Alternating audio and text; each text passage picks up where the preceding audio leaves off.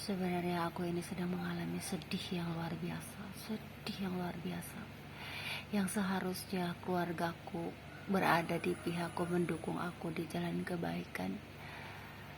Dari dulu memang uh, keluargaku itu mengalami kacau balau ya, kacau balau karena uh, jika seorang yang mempunyai hasad iri dengki masuk dalam keluargaku, ya kacau balau lah ya gitu. Jadi di situ perdukunan dalam keluargaku itu, aku akan katakan kebenaran sekarang akhir zaman ya, ada penundukan dengan cara perdukunan. Jadi kenapa aku sampai ke Jakarta, mengambil langkah mencari pekerjaan sebagai perawat di klinik Pertamina, karena bergejolaknya dalam keluargaku. Saudaraku berambisi terhadap warisan waktu itu ya. Jadi aku tidak mau sesuatu terjadi pada aku ya. Dan di situ bergejolak juga perdukunan waktu itu di daerah Tasik ya. Tasik itu banyak pesantren tapi dukun juga banyak. Dan aku mengalah itu. Waktu itu ayah sudah memberikan balai pengobatan atas namaku, tapi aku itu harus lapang dada dan berbesar hati. Lagi pula aku ini menyayangi adikku, satu-satunya adikku. Jadi laki-laki lah yang harus terjun ke masyarakat ya. Ini aku curhatan aku terhadap adik aku ya. Aku sangat menyayangi adik aku, dan aku selalu ingin adik aku tuh maju di bidang olahraga, karena dia itu punya kelebihan bulu tangkis ya, yang ayah turunkan kepada adikku gitu. Jadi adik aku tidak tahu apa yang aku selalu bicarakan dengan ayah. Jadi waktu itu aku tuh selalu diskusi dengan ayah. Jadi ayah berikan aja yayasan atas namaku kepada adikku gitu. Terus gimana dong Neng, kamu kan udah menikah di Bekasi, ini atas nama atas nama yayasan harus diganti gitu, orangnya harus standby. Ada dokternya suka datang katanya, jadi harus ada standby. Ya udah, aku memang berniat kasih ke, pokoknya harus laki-laki yang memegang yayasan di daerah ya, karena itu mencakup luas lah kalau laki-laki ya. Karena aku begini, aku tidak bisa memenuhi keinginan ayah untuk mendapatkan suami perawat gitu ya. Meskipun waktu itu aku sudah pernah kalau kita untuk menyenangkan hati ayah ya, seseorang kakak ipar kakak tingkat sahabat ayah sahabat ayah tuh. Jadi kakak tingkat sahabat kakak, almarhum kakak itu mencintai saya, tetapi aku tidak, maksudnya gini loh, tidak sepenuh hati berharap gitu mungkin ya. Aku juga makanya aku meminta maaf yang sebesar-besarnya waktu itu. Sebelum umroh itu aku sampai menghubungi beliau gitu ya, memohon maaf dari semua apa yang terjadi gitu. Jadi intinya apa ya, sebelum umroh itu aku harus membersihkan diri, hati dari kesalahan di masa lalu gitu ya. Halo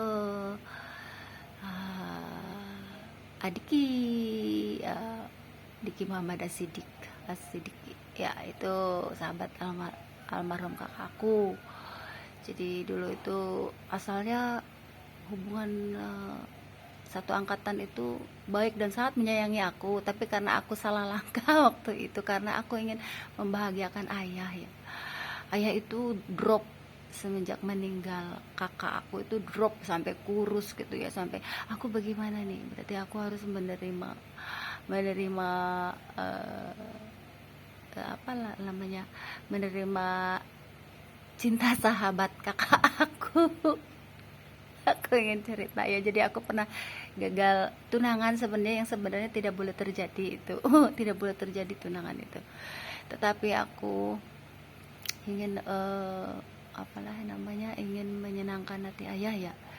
karena kalau aku tidak sepenuh hati itu tidak boleh dilakukan, kalau itu prinsipku ya, tetapi aku melanggar prinsipku waktu itu. Dan si Adiki itu, katakanlah Diki ya, namanya Diki, ada di dia di RSPJ Pertamina, RSPJ ya, di Sunter ya, di mana ya RSPJ, pokoknya di daerah itulah, pokoknya Jakarta Utara ya. Jadi aku juga memohon maaf kepada beliau sebelum umroh itu, dan alhamdulillah qadarullah ya, beliau juga saling memaafkan, malah gini, malah saling apalah namanya, aku saling memberitahu kabar bahwa aku sudah punya anak, katanya. Oh yang apa, gue udah gede katanya, pesantren gitu. Aku punya aku punya anak 3 juga di sini, tapi jalan cerita pernikahan aku ya lain dari yang lain, yang luar biasa. Jadi aku ceritanya jadi di situ. Jadi aku memohon maaf yang sebesar-besarnya kepada almarhum, kepada sahabat angkatan kakak aku gitu ya. Jadi apa ya, sesuatu yang tidak ingin aku lakukan, aku lakukan. Ayahku itu mengalami drop yang luar biasa, dan aku tahu perasaan ayah, tetapi aku di situ diikut sertakan para dukun-dukun di situ, jadi ingin menjerumuskan aku.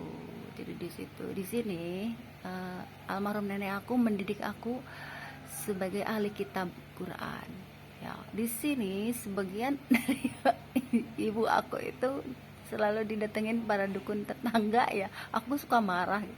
Jadi di sini pergolakan, jadi perebutan aku aku jadi aku ini dicecer para dukun kalau Islam. Akhirnya aku lari tuh.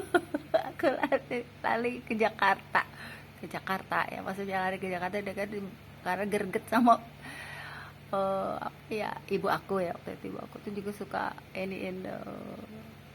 apanya, percaya ada tetangga yang dukun ya. Terus ya udahlah, rame aku tuh udah keluar seperti itu, terus dukun ini, jadi ada ceritanya kenapa aku sampai mengambil langkah ke Jakarta dan melepaskan rezeki gitu yang ayah berikan kalau kita mau warisan. Kalau kerajaan mah tahta ya, karena ayah itu selalu ingin turun temurun, ini dari ini terus turunin lagi kata. Jadi kalau dalam kerajaan mah ya, sistem kerajaan jadi turun temurun itu yayasan. Terus kamu perlebar lagi nanti, tapi aku tidak bisa gitu. Aku mah jiwa yang bebas, tidak mau terikat dengan warisan, terus apa gimana ya, merusak hati lah ya. Warisan yang ada mah bisa membunuh tuh karena warisan, dan membunuh itu dengan cara halus tuh lebih kejam, karena aku tidak tahu. Sampai akhir zaman itu sudah ini, karena kan udah ada dari sananya Kobil yang kayak begitu tuh udah ada dari sananya, jadi jangan aneh gitu ya. Apa ya namanya itu, udah nggak aneh ya, cuma aku pura-pura aja lah. Pura-pura tidak tahu. Tidak tahu. Aku menjalani hidup hari-hari, cuman mohon maaf ya, jadi aku tuh bukan memutus silaturahmi demi kebaikan aku sendiri. Aku tidak mau terkontaminasi. Jadi aku tidak mau terkontaminasi. Aku sengaja, kadang ada yang tidak perlu diblokir, aku blokir, karena sesuatu hal aku mencegah perdebatan, dan berdebat dengan orang yang tidak satu paham dengan kita itu malah bikin lir ya, bikin puyeng, meskipun itu keluarga sendiri ya, saudara lah sendiri, maksudnya kakak ipar. Aku juga jarang kontak dengan adik aku karena sesuatu hal sekarang lagi bergejolak dengan politik ya. Jadi aku memutuskan untuk udahlah, ngadem aku gitu, lebih mendekat dengan alam. Dan alam juga sekarang aku karena kelelahan jadi gak terlalu kayak dulu apa ya, berkebun. Kalau berkebun masuk apa ya, semaksimal mungkin berkebun, beternak tidak, tapi aku inilah ya, lebih tugas yang utama adalah di bidang syar'i gitu. Mau keadaan ramai atau tidak, maksudnya ramai ada yang pesan atau tidak, aku tetap jalan terus di bidang baju. Ini aku menceritakan hal yang aneh. Jadi sepulang umroh itu ada orang-orang yang hasad iri dengki dan menggunakan para dukun lah. Jadi intinya sepulang umroh aku dikuasakan Allah untuk bisa memegang mesin jahit sendiri tuh. Terus aku punya mesin jahit 3, mesin obras 1, itu hasil dari nolong penjahit aku waktu itu yang butuh sesuatu buat membayar utangnya gitu. Jadi aku hikmahnya aku bisa jahit ya, ngedadak bisa jahit ya. Masya Allah, aku sampai selesai menjahit 1 lusin sendiri waktu itu. Cuma lama gitu. Nih kayak ini nih model begini aku yang jahit di sini. Tiba-tiba waktu aku lagi jahit, kan aku jahitin cadar-cadar ya.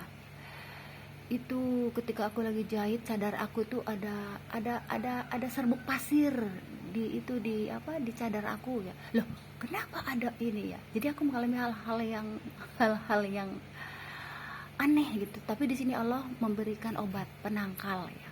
Makanya ada bidara tuh. Allah tuh menunjukkan, sebelumnya belum waktu itu terjadi belum. Waktu 4 tahun yang lalu itu, waktu sebelum itu belum. Jadi aku bikin cadar kayak begini, taunya ada pasir pantai. Di sini ada pasir pantai.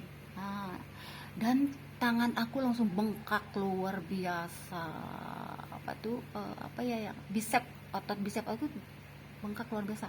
Di sini aku baru menyadari, oh iya ternyata kalau kita berjihad di jalan Allah, orang itu tidak senang gitu kalau kita di bidang untuk mensiarkan, membantu dalam menegakkan agama Allah, terutama di bidang hijab, nikab dan fashion syar'i. Itu pengalaman aku bengkak tuh.